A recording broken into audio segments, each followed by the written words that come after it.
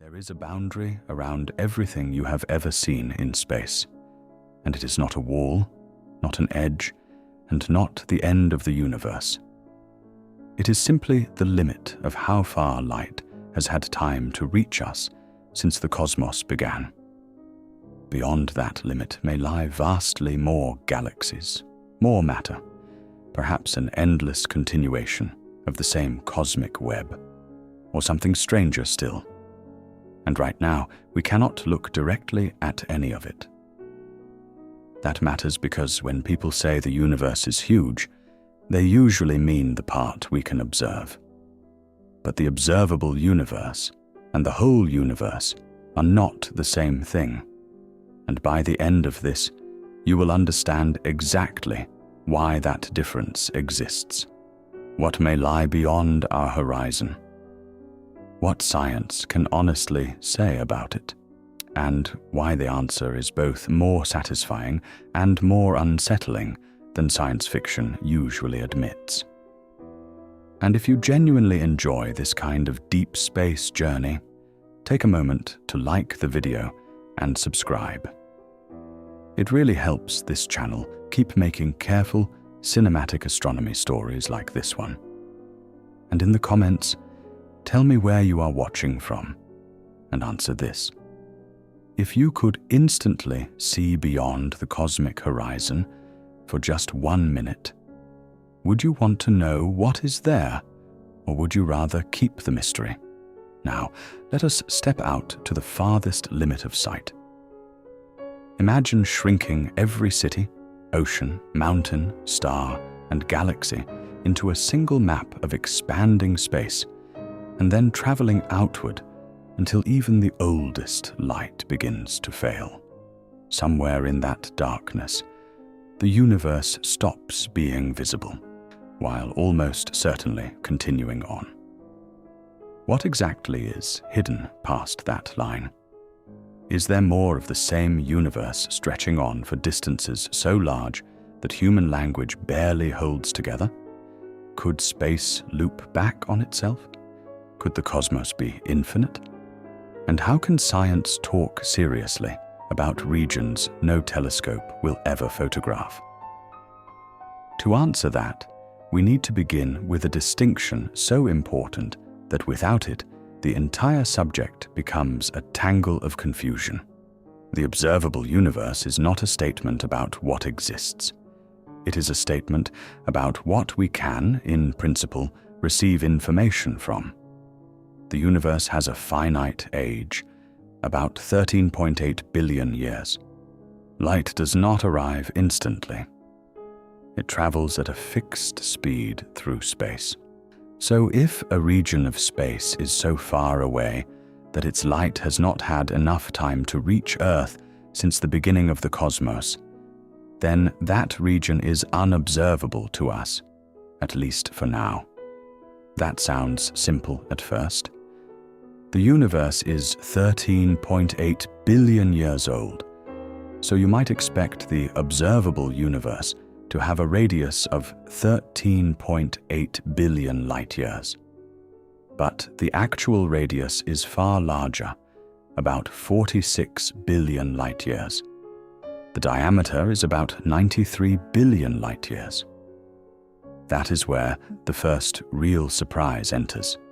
Because while light was traveling toward us, space itself was expanding.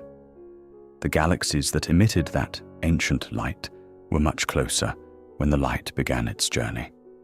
By the time the light reached us, the space between us and those galaxies had stretched enormously.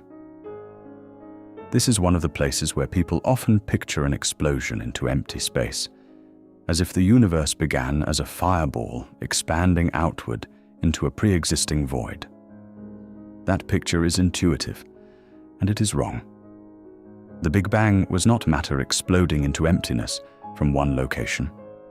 It was the rapid expansion of space itself, happening everywhere. There was no central point in ordinary space where the universe started. Every distant galaxy sees other galaxies moving away in much the same general way, because the fabric of space is stretching. A classic analogy is raisin bread rising in an oven. As the dough expands, each raisin sees the others moving away. There is no special center from the point of view of the raisins inside the dough. That analogy is imperfect, like all analogies, but it helps. Galaxies are not generally flying through space away from one central blast point. On the largest scales, space between galaxies is expanding. Now, if space expands, then the notion of a cosmic horizon becomes more subtle than just distance. Some galaxies are so far away that although we can still see old light they emitted long ago, they are now receding from us due to cosmic expansion faster than light.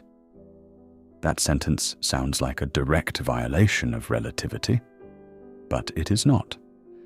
Relativity says objects cannot move through local space faster than light. It does not forbid the expansion of space itself from increasing the distance between faraway objects at an effective rate greater than light speed. This means there are galaxies whose current distance is enormous and whose present-day light will never reach us.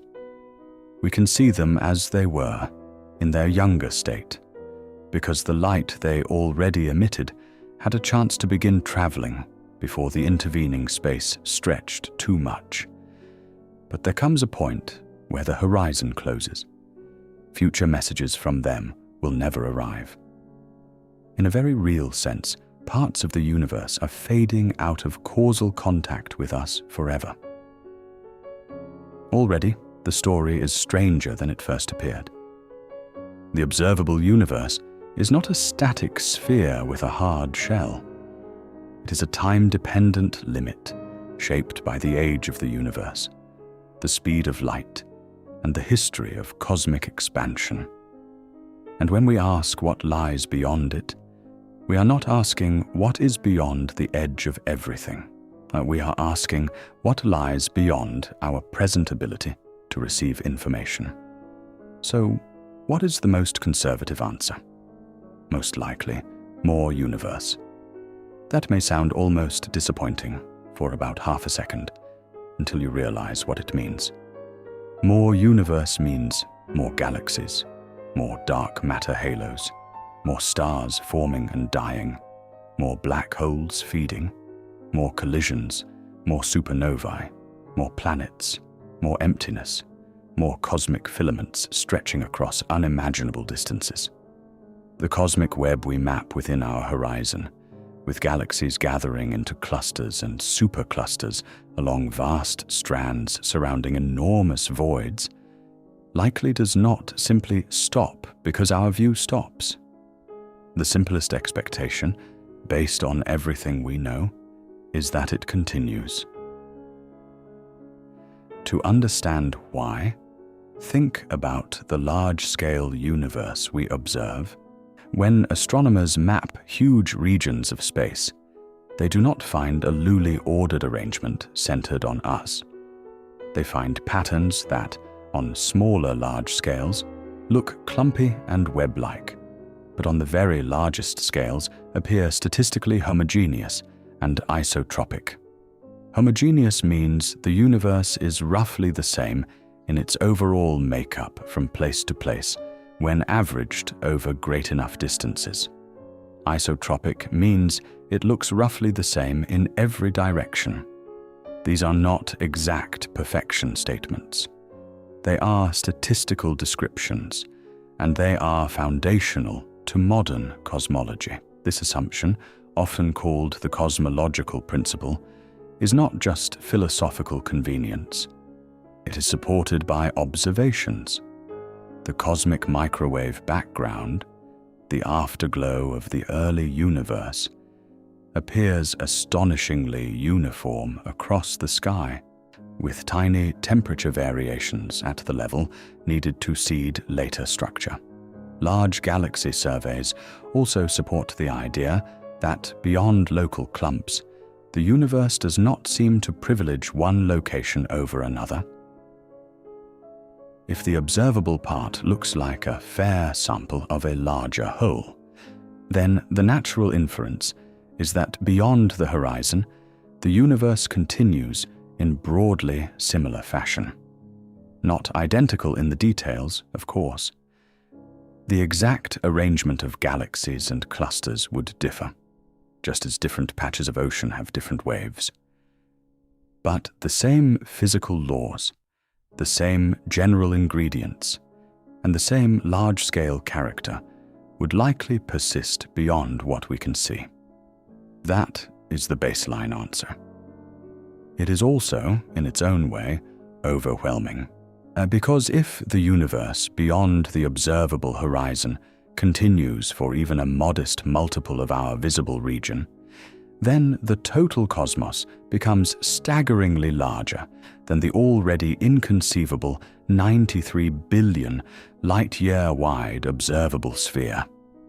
If it continues much farther, or infinitely, then what we call the universe is less like a giant object and more like a reality, so extended that our visible domain is only a tiny local neighborhood. And that leads to the next question. Is the whole universe finite or infinite?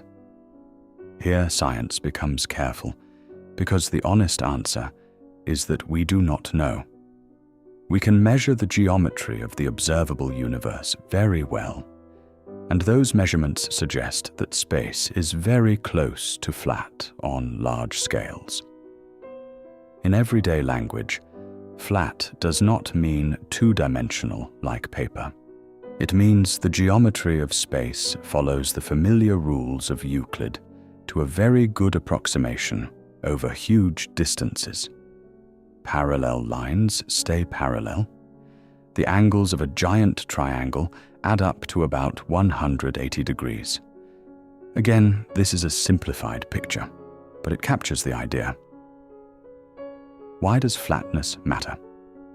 Because the overall geometry of space is tied to its possible global shape.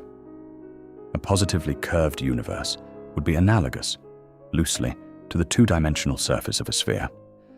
Such a universe could be finite without having an edge. If you traveled far enough in one direction, in certain kinds of curved spaces, you might eventually return to where you started. A negatively curved universe has a saddle-like geometry and is generally open and potentially infinite. A perfectly flat universe can also be infinite, zuwand, though flat spaces can sometimes have more exotic finite topologies as well. So when measurements tell us the observable universe is very nearly flat, many people jump to therefore the universe is infinite. That is not a safe conclusion. Very nearly flat within the region we can observe does not prove the whole universe is infinite. It means that if there is overall curvature, it is small enough that we have not detected it across our horizon. The whole cosmos could still be finite, but so vast that its curvature is too gentle for us to see in our patch, rather like standing on Earth and concluding the ground looks flat because your local area is tiny compared with the full globe. This matters because some of the most exciting popular claims about what lies beyond the observable universe lean too hard on infinity. Infinity is a legitimate mathematical and cosmological possibility, but it is not something we have observed directly. It is an extrapolation from models and measurements, and while it may be true, it remains unconfirmed. Still, let us sit with the possibility for a moment, because it reveals how strange more universe can become. If space is truly infinite, and matter is distributed roughly evenly on large scales, then there may be infinitely many galaxies beyond our horizon, infinitely many stars, infinitely many planets. In such a cosmos, combinations of matter would eventually repeat. Given enough volume, even rare arrangements happen again. Somewhere unimaginably far away, there could be a planet similar to Earth, a person vaguely similar to you, perhaps even a region almost identical to our observable universe, not because of fate or mysticism, but because in an infinite setting, finite patterns recur. This idea is famous and also easy to misuse. It depends on assumptions about infinity, statistical distribution, and what counts as a repeated state. It is not a direct observation. It emerges from certain ways of thinking about an infinite universe with limited possible configurations in finite regions. It is a logical consequence in some models, not a confirmed fact written across the sky. Fascinating, yes. Established, no. There is another possibility that is just as interesting and perhaps more grounded. The universe could be finite but unbounded. That sounds contradictory until you picture the surface of Earth. The surface has finite area, yet if you walk in one direction, you do not fall off an edge. There is no boundary painted on the ocean. In three-dimensional space, a finite but unbounded universe would be harder to visualize, but the principle is similar. Space could close in on itself without having an edge. If that were true, then beyond the observable universe, there would still be more universe, but not endlessly. There would simply be more of the same global space, wrapped in a way our local view cannot easily reveal. Could we test that? In principle, maybe. If the universe had a small enough wrapped topology, light might travel around it in multiple paths, producing repeating patterns in the cosmic microwave background or duplicated images of distant cosmic structures. Astronomers have searched for such signs. So far, nothing conclusive has appeared. That does not rule out a finite wrapped universe. It only tells us that if space is topologically closed in this way, its scale is larger than the limits our current observations can clearly expose. Then there is inflation, one of the central ideas in modern cosmology, and one of the main reasons many physicists suspect the universe beyond our horizon is vastly larger than the part we see. Inflation refers to a proposed brief period in the very early universe when space expanded extraordinarily fast, faster than the later cosmic expansion we observe today. This was not ordinary expansion. It was a violent stretching of space on tiny timescales, turning a minuscule region into something enormously larger.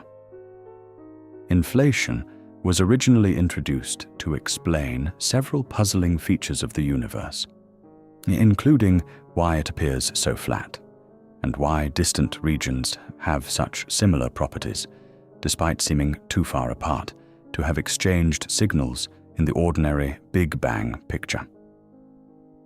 The logic goes like this. If the early universe underwent a burst of rapid expansion, then regions that were once close enough to interact could have been stretched far beyond one another. That would help explain why the cosmic microwave background looks so uniform across the sky. It would also dilute curvature, making space appear flatter, much as inflating a balloon makes any tiny patch of its surface look more locally flat. Inflation is not proven in every detail, but it has strong support because it fits multiple observations remarkably well, especially the pattern of tiny fluctuations in the cosmic microwave background and the distribution of large-scale structure. If inflation happened, then the observable universe may be only a tiny inflated patch inside a much larger cosmos. In fact, Depending on the version of inflation, the universe beyond our horizon may be absurdly larger than our visible region. Not a little larger. Not even millions of times larger in any ordinary emotional sense. Potentially, vastly, exponentially larger. And some versions of inflation push the idea further into even wilder territory. In eternal inflation models, inflation does not end everywhere at once. It ends in local regions, forming bubble-like universes where ordinary cosmic evolution begins, while inflation continues elsewhere, constantly creating new regions. In that picture, our observable universe would be one patch inside one bubble, surrounded by an inflating larger structure that may spawn countless other bubble universes, with possibly different low-energy properties. This is where the phrase multiverse often enters the conversation, and where scientific responsibility becomes important. Eternal inflation is a serious theoretical idea. It is discussed by cosmologists. It arises naturally from some models, but it is not directly confirmed by observation. We do not have evidence that other bubble universes exist. We do not have photographs of them, signals from them, or experimental access to them. The idea is compelling because it can emerge from mathematics that already seems relevant to early universe physics. But once we step into regions forever cut off from us, testing becomes extremely difficult. So, does something lie beyond the observable universe in the sense of other separate universes? Possibly in some models. But the most scientifically grounded first answer remains simpler. The same universe likely continues beyond our horizon, and whether there are additional, causally disconnected domains with different properties is still speculative. At this point, it helps to understand the horizon itself more deeply, because the word horizon can quietly suggest the wrong image. When you stand on Earth and look at the horizon, it feels like a line where the world ends from your viewpoint. Walk farther, and the horizon moves. The cosmic horizon is different but related. It is not a physical barrier in space. You cannot fly to it like a destination marked in red. As you move, and as time passes, the set of regions observable to you changes. The horizon is about the structure of causal contact, not a literal shell hanging in darkness. There are also different kinds of horizons in cosmology, which can be confusing. The particle horizon marks the farthest distance from which light has had time to reach us since the beginning of the universe. That is closely related to what we usually mean by the observable universe. The cosmic event horizon is different. It marks the limit beyond which events occurring now can never affect us in the future because of the accelerating expansion of the universe. In a universe dominated by dark energy, these distinctions matter. Dark energy is another part of the story that makes the beyond feel more haunting. In the late 1990s, astronomers discovered that the expansion of the universe is accelerating, not slowing down under gravity as once expected, but speeding up. The leading explanation is dark energy, a term for the cause of this acceleration, though we still do not fully understand what dark energy is. It may be a property of space itself, something like vacuum energy, or perhaps a sign that our theory needs revision. What matters here is its effect. As dark energy drives accelerated expansion, distant galaxies are carried away ever faster. Over immense stretches of time, more and more of the universe slips beyond our ability to interact with it. Future observers in our far descendants, if any exist trillions of years from now, may see a much lonelier sky. Distant galaxies outside our local gravitationally bound group will redshift, fade, and vanish beyond the event horizon. The cosmic microwave background itself will stretch to wavelengths so long it becomes essentially undetectable. Evidence for the Big Bang, so available to us now, will become harder and harder to recover. That is one of the strangest emotional reversals in astronomy. We often imagine ourselves as late and insignificant, and in many ways we are. But cosmologically, we also live in a privileged era for observation. The universe is old enough for complex structure, stars, planets, chemistry, and life. Yet it is still young enough that we can see the relic light of the early cosmos and still map distant galaxies before the acceleration of expansion erases them from view. We are not at the center of space, but we may be living during one of the best windows for cosmic self-understanding. So when we talk about what lies beyond the observable universe, there is a hidden tragedy in the phrase. It is not only that there are regions we cannot see now, it is also that, because of cosmic acceleration, the observable reach of meaningful communication is limited in a deeper future sense. The universe is not simply large, it is gradually isolating its islands. Let us return for a moment to what we can actually see, because the strongest clues about the unseen come from the farthest observable light. If you point a telescope at deep space and gather light for long enough, galaxies emerge in numbers that almost defy intuition. Hubble Deep Field, Ultra Deep Field, and later, surveys showed that even tiny patches of seemingly empty sky are crowded with distant galaxies. What first looks black and vacant turns out to be densely populated with ancient island universes, each containing billions of stars. And still, these images are not photographs of the universe as it is now. They are time machines. Light from a galaxy a billion light-years away left when multicellular life on Earth was still deep in its long prehistory. Light from a galaxy 10 billion light-years away began traveling before our sun existed. The deeper we look, the younger the universe becomes. Astronomers do not merely scan distance, they scan time. Eventually, as we look farther back, ordinary galaxies disappear because we approach eras before they fully formed.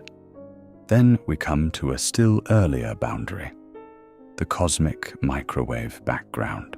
Now, this faint microwave glow fills all directions of space and comes from a time about 380,000 years after the Big Bang, when the universe cooled enough for electrons and protons to combine into neutral atoms, allowing light to travel freely. Before that time, the universe was an opaque plasma, light scattered constantly, like headlights in thick fog. We cannot see with light deeper into that foggy earlier era because the fog itself blocks the view. This means the cosmic microwave background is, in electromagnetic terms, the oldest light we can observe. It is often called the surface of last scattering, though again the word surface can mislead. It is not a shell with a literal boundary in space. It is the ancient moment when the universe became transparent. In every direction we look, we are seeing to that same era from our own location. Beyond it, in time, not space, the universe was still there, but hidden from ordinary light. That distinction matters because people sometimes confuse beyond the observable universe with before the cosmic microwave background. These are not the same. One refers to regions too distant for light to have reached us. The other refers to earlier times in our own cosmic history that ordinary light cannot probe. We have indirect ways of studying earlier epochs through particle physics, nucleosynthesis, and perhaps future observations of primordial gravitational waves. But those are different frontiers. Still, the two ideas are connected by a common theme. The universe contains real domains that exist beyond current direct vision. Sometimes they are beyond us in distance. Sometimes they are beyond us in time. In both cases, science advances by reading subtle traces, not by pretending the unknown is known. So how do scientists make claims about what lies beyond the observable universe if they cannot see it? The answer is that they do not start with blind speculation. They start with models that explain what we do observe, then ask what those models imply outside the visible region. It is like standing on a beach, watching waves, wind, and currents, and inferring the larger ocean. You may not see every mile of water, but physics gives you reasons to expect continuity rather than abrupt nonsense just beyond sight. General relativity tells us how space-time behaves under matter and energy. Observations tell us the universe is expanding. How fast it is expanding, what its large-scale composition appears to be, how the cosmic microwave background is patterned, and how structure formed. When we fit these pieces together, the models that best explain the observed universe generally do not predict that reality suddenly stops at the horizon. They predict continuation. Could those models fail beyond our horizon? In principle, yes. We should always leave room for humility. There could be features on scales vastly larger than the observable universe that our local sample does not reveal. The global geometry could differ from our simplest expectation. Extremely large inhomogeneities could exist far beyond our reach. There may be topological properties we cannot detect. But science works by preferring the least assumption-heavy explanation consistent with evidence, and at present that is some form of larger continuation. Now let us widen the scale in a way that can be hard to absorb. The observable universe contains on the order of hundreds of billions to perhaps trillions of galaxies, depending on how one counts faint and small populations across cosmic history. Even keeping the lower rough intuition, each of those galaxies can contain millions, billions, or hundreds of billions of stars. Many of those stars have planets. This is only the visible portion. If the universe extends substantially beyond it, then all of that abundance is merely local. There is a psychological trap here. Human imagination saturates early. Once numbers pass a certain size, 10,000, a million, a billion, they stop feeling different. But cosmic scale is not just very big in a generic way. It changes the nature of what statements mean. Artim saying there are more galaxies beyond our horizon than within it is not like saying there are more trees over the next hill. It could mean that what we call everything we can see is to the whole cosmos what one grain of sand is to a continent, or far smaller still. And yet there is another trap, the trap of false certainty. Because the subject feels grand and mysterious, it is tempting to fill the unknown with dramatic inventions. Maybe beyond the observable universe there is a wall. Maybe there is an antimatter kingdom. Maybe time reverses. Maybe another universe is pressing against ours. These are imaginative ideas, and some have theoretical cousins, but without evidence they remain stories, not knowledge. And real cosmology is exciting enough without decorating the horizon with unsupported scenery.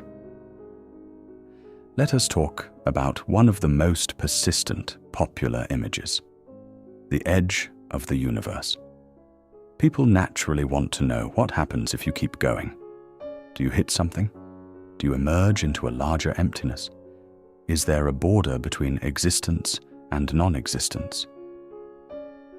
In standard cosmology, there is no known edge of that kind. If the universe is infinite, then there is simply no edge at all. If it is finite and unbounded, there is still no edge in the usual sense. There may be a global shape, but not a physical boundary where matter stops and a cliff begins. The observable universe has an observational edge, but that is not a material wall. It is just where information available to us currently runs out. Imagine reading a novel by candlelight through a small circular opening in a curtain. The visible words define your observable text. Beyond that opening, the story continues, but you cannot read it yet. The edge of your light is not the edge of the book. In cosmology, our circle of readable text is determined by light travel time and expansion. Could there be some truly abrupt end to space itself beyond our horizon? Mainstream evidence gives us no reason to think so. The equations that describe cosmic expansion do not suggest a boundary in nearby extrapolation. But because we cannot observe arbitrarily far, absolute certainty is unavailable. This is why good cosmology sounds confident in proportion to evidence and cautious beyond it. Another route into the question is to ask whether the laws of physics beyond the observable universe are the same as here. Again, the conservative expectation is yes. We see no sign within our horizon that physical laws vary from place to place on large scales in any dramatic way. Spectra from distant galaxies, the behavior of atoms, the same fundamental interactions, all point to consistency across enormous distances and times. That consistency is one of the reasons the universe is intelligible at all. But if certain multiverse scenarios are correct, then other causally disconnected regions could have different effective constants or vacuum states. This remains an open theoretical possibility, not an established observational fact. The phrase vacuum state may sound dry, but it points toward a profound idea. In modern physics, what we think of as empty space is not always simple emptiness. It has properties, fields permeate it, quantum behavior matters. The vacuum can have energy and structure. In some theories, different regions of a larger cosmic reality could settle into different vacuum states, leading to different particle properties or forces. That sounds exotic because it is exotic. But again, whether this actually happens beyond our horizon is not known. Some viewers may wonder whether black holes tell us anything about what lies beyond the observable universe, since both involve horizons. The answer is mostly metaphorical, not direct. A black hole event horizon marks a region from which light cannot escape to the outside. The cosmic horizon marks a limit beyond which light or causal influence cannot reach us because of finite cosmic age and expansion. Both involve restricted information, but they are different physical situations. Still, there is a common emotional theme. The universe keeps presenting us with boundaries that are not hard surfaces, but limits woven into space-time itself. And those limits are not always permanent in the same way. The particle horizon can grow as time passes because light from farther regions gets more time to reach us. So, in that sense, more of the universe becomes observable over time, but because of accelerated expansion, there are also regions whose emitted signals from now on will never arrive. So, the horizon story is a balance between revelation and loss. The visible universe expands in one sense, while the future communicable universe shrinks in another. Cosmology is full of these apparently contradictory truths that become clear only when you slow down and define terms carefully. If we had some impossibly powerful telescope, could we directly see beyond the observable universe? No, because the limitation is not instrument sensitivity alone. It is causality. A better telescope can collect fainter light, sharper light, older light from within our causal past. It cannot receive photons that have not reached us and never will. This is an important difference. Many scientific frontiers are engineering problems. This one is, at least partly, a fundamental cosmic limit. That does not mean the horizon is the end of discovery. It means discovery must take subtler forms. For example, if our visible region bears traces of larger-scale physics and is such as specific patterns from inflation or subtle signatures of global topology, then observations inside the horizon can tell us something about beyond it. We may never map those regions directly, but we can constrain possibilities, just as a sailor can infer the curvature of Earth without seeing the whole planet at once. One reason this subject grips people so deeply is that it forces a confrontation with the difference between reality and accessibility. We are used to thinking that what exists can eventually be reached, visited, or photographed, if only we work hard enough. Cosmology breaks that intuition. There are real parts of the universe that may be forever inaccessible, not because of temporary ignorance, but because space-time itself withholds them. That is a very different kind of mystery than a hidden cave or a dark planet behind a star. And yet, strangely, this does not make the universe smaller. It makes it larger in a more profound way. The unseen is not empty ignorance. It is structured absence, bounded by laws we understand well enough to know why we cannot simply cross it. Let us imagine, just for a moment, standing at an impossible observatory at the edge of the observable universe. Of course, there is no such ledge, no final platform in space. But picture it anyway as a mental device. Behind you lies everything humans have ever detected: the Milky Way, the local group, clusters, filaments, quasars, ancient galaxies, the microwave afterglow. Ahead is not a black curtain stitched at the edge of creation. Ahead is merely the continuation of a story whose pages have not had time to arrive. Somewhere out there, stars are burning that our descendants will never see. Galaxies are colliding in darkness relative to us. Entire histories unfold beyond our observational reach, not less real for being hidden. This raises an almost philosophical question, though it rests on physics. If something can never affect us, in what sense does it matter? In science, the answer is that existence is not defined by human access. Electrons did not begin existing when we learned how to detect them. Distant galaxies beyond the horizon do not depend on our ability to receive their light. Reality is under no obligation to fit inside the circle of our information.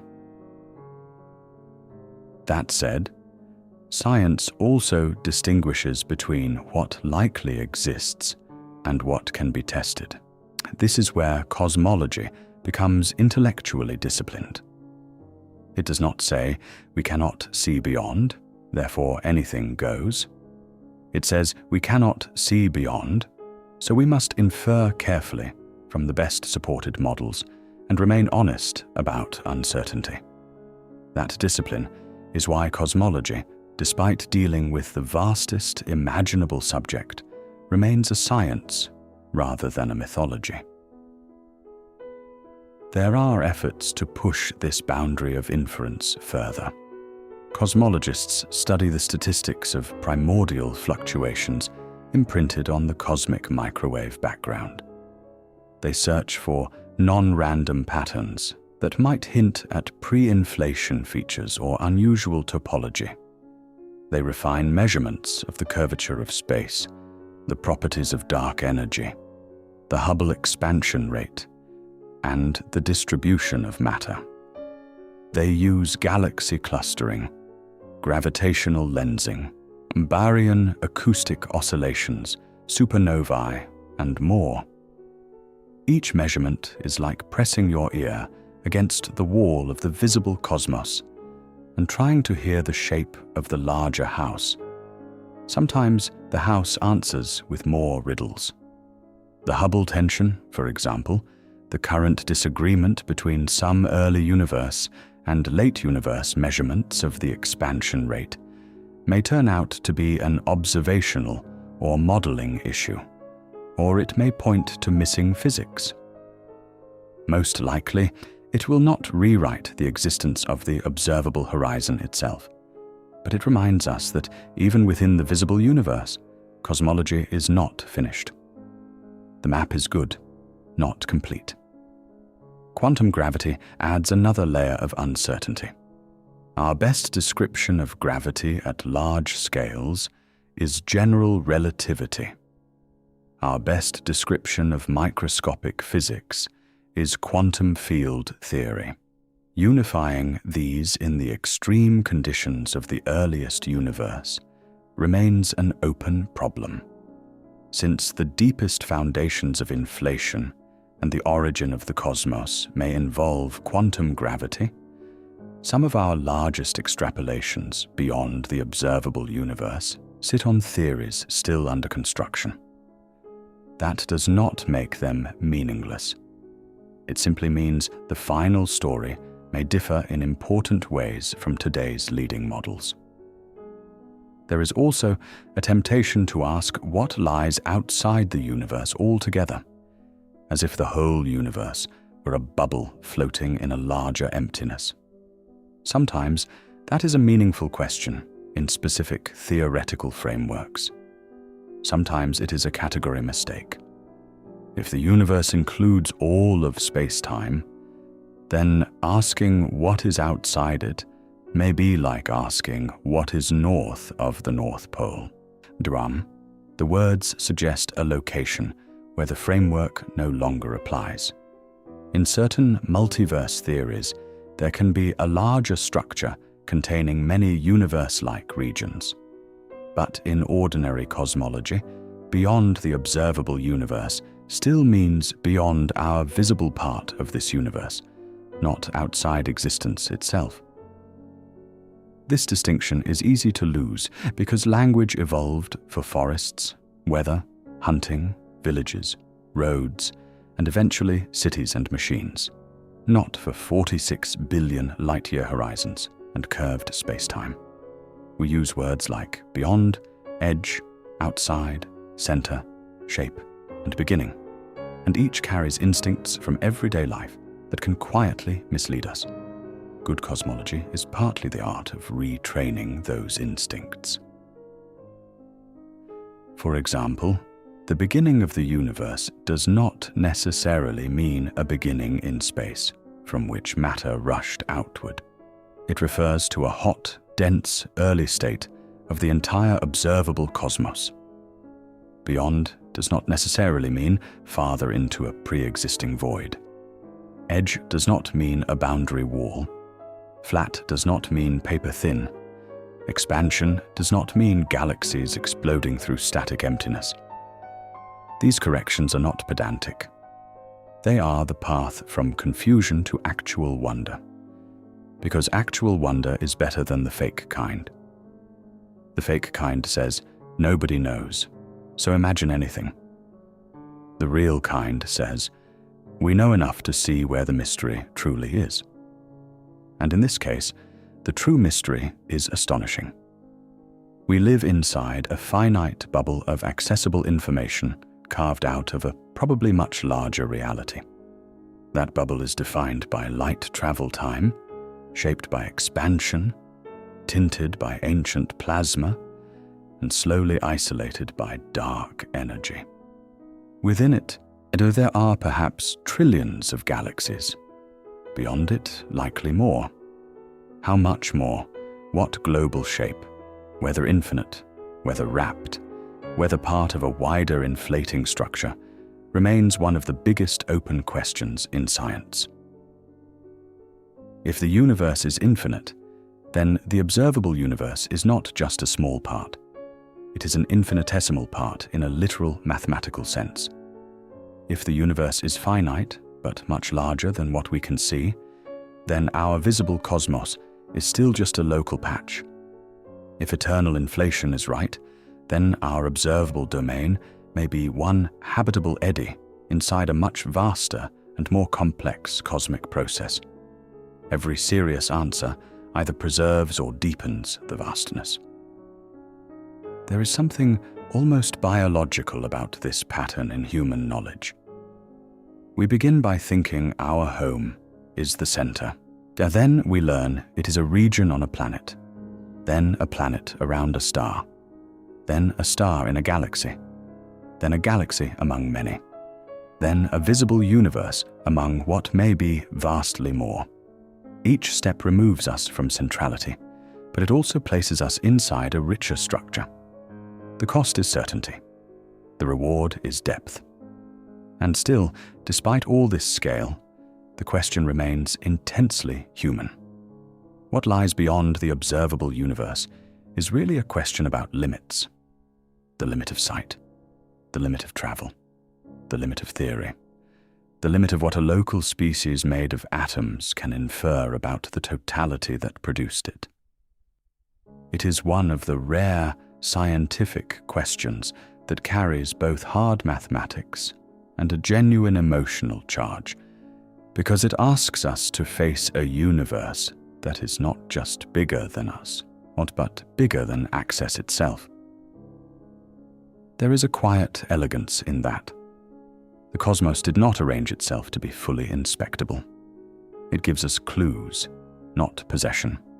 It lets us read the early glow of its infancy, map the grand architecture of galaxies, measure the curve of expansion, and infer histories across billions of years. But then it draws a horizon and says, this far by light, no farther.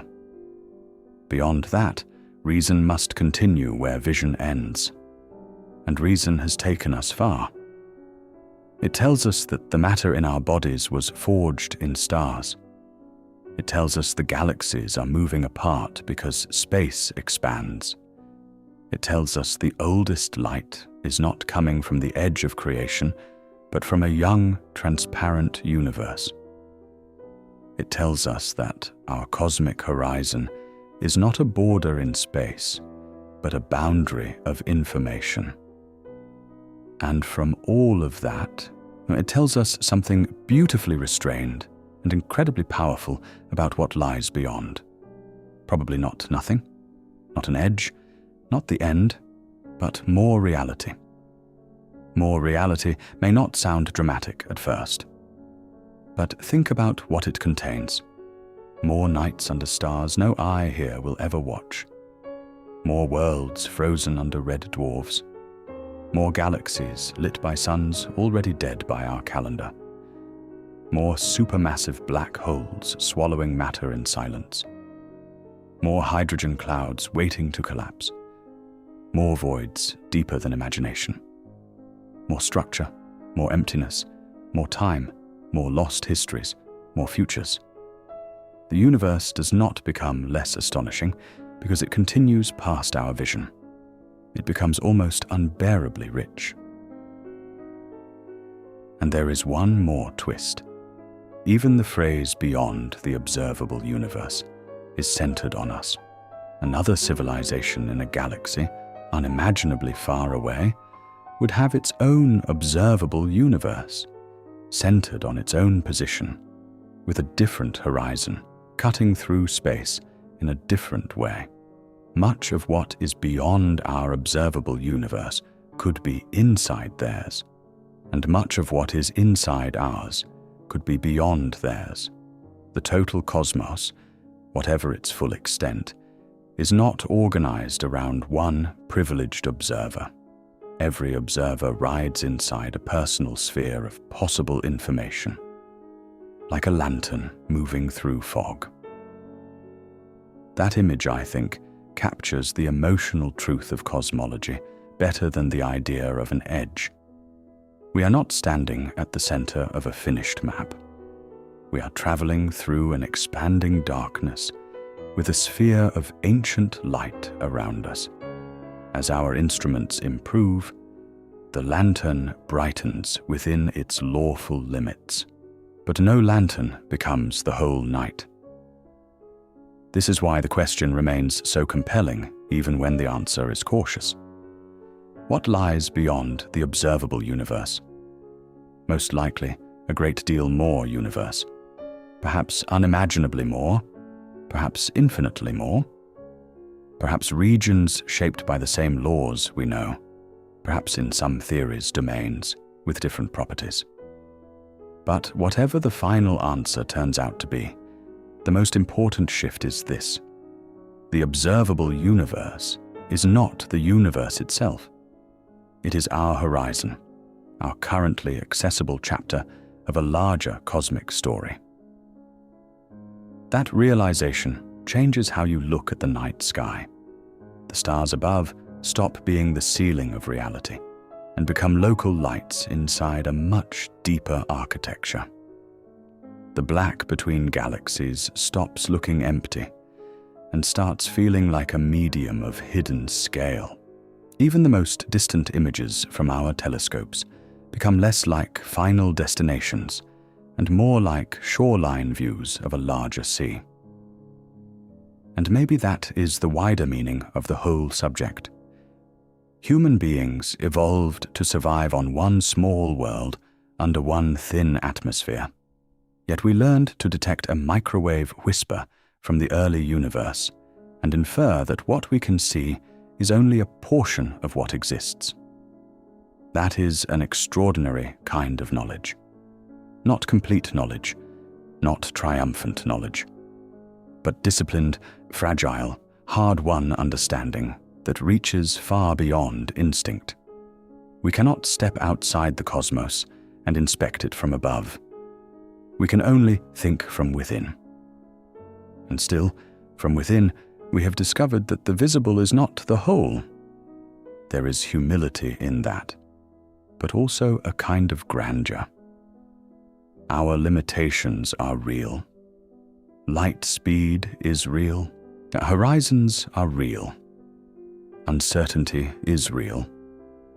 Yet the human mind, using mathematics, observation, and patience, can approach even those unreachable regions indirectly. We can know that there is a beyond without pretending to own it. We can stand in ignorance honestly and still say something meaningful about the shape of the unknown. So when you hear the phrase observable universe, it helps to hear what is hidden inside it. Observable by whom? From where? Since when? Under what laws of light and expansion? The answer is always local, temporary, and deeply physical. The universe itself may be larger by a little, larger by a lot, or larger without end.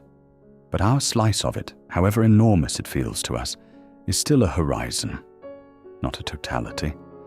And that may be the most awe-inspiring part of all.